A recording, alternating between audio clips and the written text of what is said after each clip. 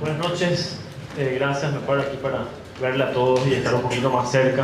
Perdón por la espalda a los que están aquí.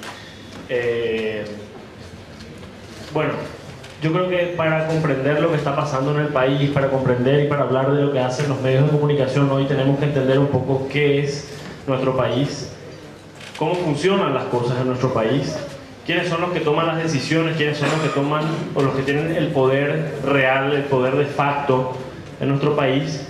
Y continuando en la línea de lo que venía diciendo el profesor Oscar recién, quiero recalcar que por más de que nosotros tengamos un sistema democrático que se basa en elecciones cada 5 años y que creamos que esto es la decisión popular, en nuestro país existen grupos de poder que son los que toman las decisiones finalmente.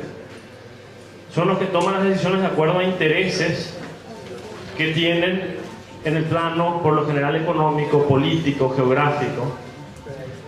Y creo que tenemos que entender que estos grupos, que hay varios análisis hechos en sociología de cómo están compuestos estos grupos. Hay gente que dice, bueno, un grupo muy poderoso son los terratenientes, ¿no? Que podemos dividirlo entre los ganaderos, los ojeros vinculados a las multinacionales, vinculados a, sobre todo también la inmigración brasileña, los brasiguayos. También está el grupo de la mafia, existen zonas de la mafia, controladas por la mafia. Casualmente la zona donde ocurre esta matanza de compatriotas paraguayos, campesinos y policías es una zona tradicionalmente de tráfico ilícito de distintas mercaderías, ¿no? Desde rollos hasta drogas. Y también existe algunos que dicen que uno de los grupos de poder son los empresarios, los llamados empresarios, ¿no? Empresarios que por distintos privilegios de exoneración impositiva, vinculados a la dictadura, en muchos casos se fueron haciendo de grandes fortunas y son los que llegaron a controlar grandes capitales en nuestro país. Entonces, esos son grupos de poder que son los que realmente inciden en la política. ¿Por qué? Porque son ellos los mismos que conforman un conglomerado político, económico y mediático que defienden en esos 3 campos sus intereses, ¿no? En lo político, senadores, diputados vinculados a esos intereses económicos, a esos mismos empresarios. Ellos mismos son a veces senadores, y si no, tienen senadores que representan sus intereses en las cámaras del Parlamento. Por otro lado, medios de comunicación. ¿Quiénes son los grandes propietarios de medios de comunicación en nuestro país? Son los mismos Sucolillo, Bierzi, que tienen supermercados, que tienen mercados, ahora el nuevo mercado que se abrió en Limpio, que tienen otros medios de comunicación, que tienen inmobiliarias, que tienen etcétera, etcétera, inversiones agropecuarias sobre todo también. Entonces, están vinculados a lo político en el Senado, a lo mediático, y están vinculados obviamente a lo económico, ¿no? Todas las grandes negociaciones con empresas internacionales, multinacionales, transnacionales y que vienen a nuestro país entran a través de estos grupos de poder. Entonces de ahí se deduce obviamente que los medios de comunicación responden a esos mismos intereses, sobre todo los medios más grandes, los medios más masivos. Y cuando analicemos entonces el problema y lo que ha pasado en Paraguay en los últimos tiempos, creo que tenemos que tener en cuenta esa estructura de poder. ¿Qué es lo que pasa en el 2008?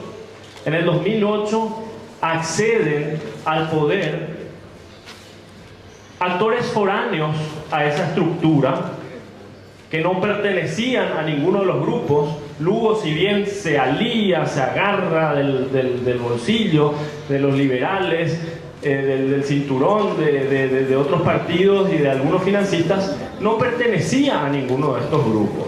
Para acceder al poder, el Ejecutivo pasa a tener, obviamente en un proceso de negociación que conocemos, tal ministerio para vos, tal ministerio para vos, pero quedaron ministerios en manos de gente que no respondía a esos sectores. Ejemplos concretos: la SEAM, Secretaría del Ambiente, era una persona que obstaculizaba el desarrollo de la industria sojera. El SENAVE era otro ministerio que obstaculizaba el desarrollo de la industria sojera, ¿no? Y digo industria cuando que no es una industria, ¿verdad? de la producción sojera. Ojalá fuera una industria y todos tengamos trabajo, pero lastimosamente el modelo económico que se generó y se implantó en nuestro país no genera fuentes de trabajo, sino solamente... Ya, estamos en eso para el rol de los medios y después el rol del público. Entonces, me parece muy importante tener en cuenta esto.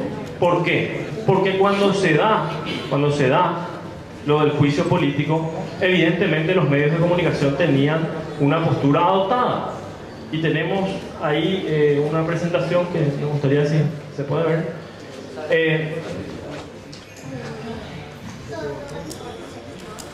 Medios igual.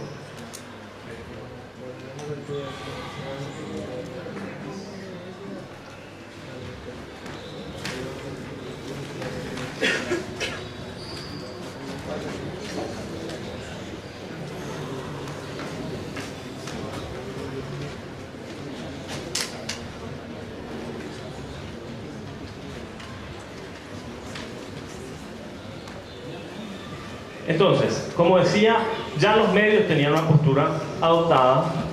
Después de lo de Curuguatí, bueno, eso es un poco el contexto que ya fuimos hablando. Después de lo de Curuguatí, se viene el juicio político, la amenaza. Y si ustedes ven aquí, ¿no?, cómo juega el Diario Popular, por ejemplo, con la tapa, juicio a Lugo en medio de francotiradores y los francotiradores apuntando a la plaza, ¿no? Lo mismo hizo aquí Última Hora, violencia, hay mucho peligro de violencia. Esta fue una foto publicada por el diario Última Hora. Evidentemente esta foto tiene un impacto psicológico en la gente que dice no te vayas a la plaza, ¿verdad? Por más de que vos quieras o estés de acuerdo, cuidado, porque esto es violencia y aquí se van a descontrolar. Se supone que si ese es un francotirador del Estado, está para proteger a la gente que va a la plaza, no para dispararle, ¿no? Teniendo el nefasto antecedente del marzo paraguayo, ahora se tomaron las precauciones y se dice, bueno gente, ahora estamos controlando la situación, quien se quiera manifestar, se puede manifestar, pero siempre sin violencia. No, acá todos diciendo como que las cosas iban a haber un derramamiento de sangre, ¿verdad? Entonces, se jugó muchísimo con esto y eso lo que hizo es impedir una movilización masiva como se podría haber esperado, ¿no?